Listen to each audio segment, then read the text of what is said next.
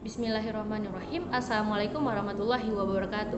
Yang terhormat Dewan Juri Lomba Debat Bahasa Indonesia, yang saya hormati para peserta Lomba Debat Bahasa Indonesia. Selamat sore dan salam sejahtera untuk kita semua.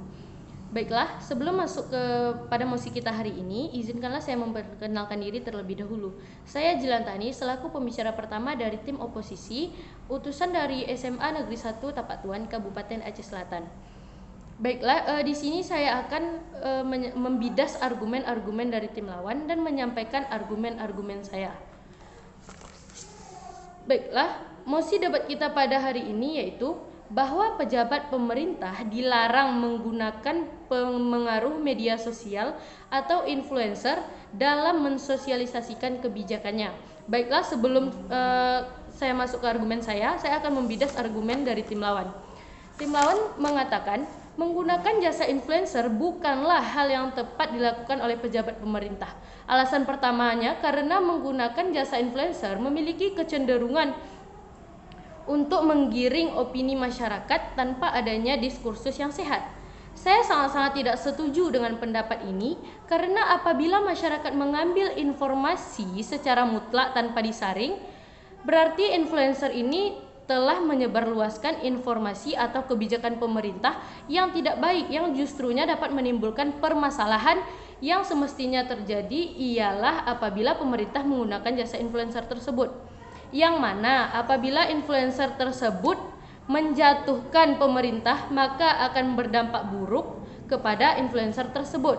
Dan pastinya influencer ini akan menyampaikan kebijakan pemerintah yang baik untuk meyakinkan dan membawa masyarakat untuk percaya dan tahu akan kinerja dari pemerintahan tersebut, baik dari sektor apapun, dari sektor ekonomi, sosial, budaya, dan lain-lain, yang dapat menguntungkan pihak manapun, baik dari masyarakat, pemerintah, maupun influencer itu sendiri, karena namanya tidak tercemar menjelek-jelekkan kebijakan pemerintah. Kemudian tim lawan mengatakan karena pengalihan tanggung jawab oleh pemerintah. Jelas argumen ini tidak bisa dipakai. Di sini menurut kami tidak terjadi pengalihan tanggung jawab. Mengapa?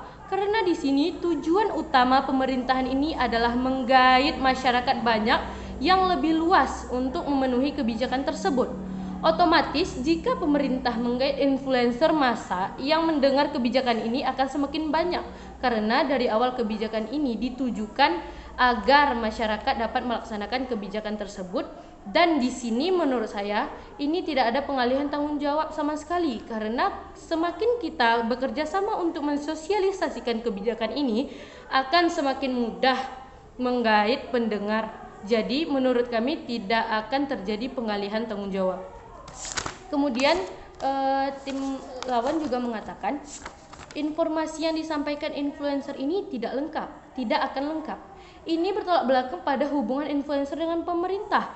Jelas kami tidak setuju pada argumen tersebut karena tentunya tugas yang diberikan oleh pemerintah kepada influencer tersebut pastinya harus jelas dan lengkap. Jadi argumen dari tim oposisi tersebut tidak jelas tidak bisa dipakai karena kembali lagi kepada pemerintah. Tentunya pemerintah ingin informasi yang disampaikan tersebut dapat dipahami dan dilakukan oleh masyarakat apapun kebijakan yang disampaikan tersebut. Jadi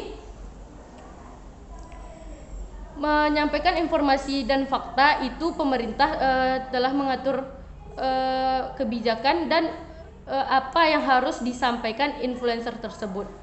Pastinya pemerintah menyampaikan informasi dan fakta kebijakan yang terjadi agar influencer tersebut menyampaikannya sesuai dengan arahan dari pemerintah tadi.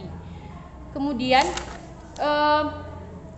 untuk tim lawan mengatakan untuk fungsi dari influencer ini untuk mendapatkan exposure dari masyarakat, kita tidak perlu mengorbankan kualitas dari penyampaian berita tersebut. Jelas saya sangat-sangat tidak setuju dengan pendapat dari tim lawan, karena Masalah kualitas penyampaian, pastinya pemerintah selektif dalam memilih influencer yang tepat agar informasi yang disampaikan tersebut dapat diterima dan diresapi oleh masyarakat. Pastinya pemerintah memilih influencer yang tepat dan memilih influencer yang tepat untuk dapat diterima dan dicerna oleh masyarakat tersebut.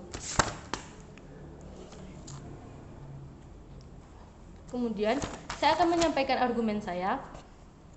Menurut saya, influencer ini dapat menjadi jembatan komunikasi bagi pemerintah kepada masyarakat untuk membahaskan ulang program-program dan agenda-agenda pemerintah menjadi lebih mudah diterima dan lebih segar.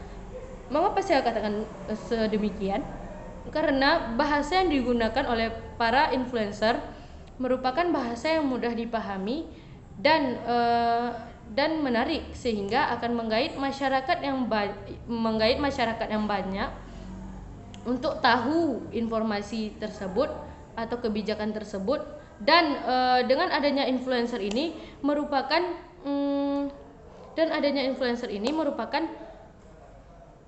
jembatan agar masyarakat cepat lebih tahu mengenai informasi-informasi atau kebijakan-kebijakan pemerintah. Influencer ini justru bisa menjadi penyeimbang kekuasaan bersama-sama untuk meningkatkan informasi yang lebih banyak diketahui oleh masyarakat.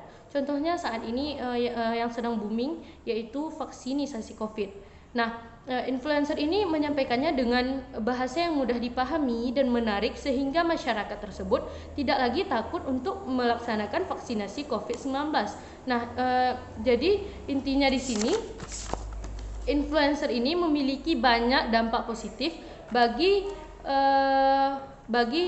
pemerintah untuk menyampaikan kebijakan-kebijakan yang akan dilaksanakan. Jadi saya tegaskan sekali lagi bahwa saya sangat-sangat tidak setuju dengan mosi kita hari ini, yaitu bahwa pejabat pemerintah dilarang menggunakan pengaruh sosial media atau influencer dalam mensosialisasikan kebijakannya. Assalamualaikum warahmatullahi wabarakatuh.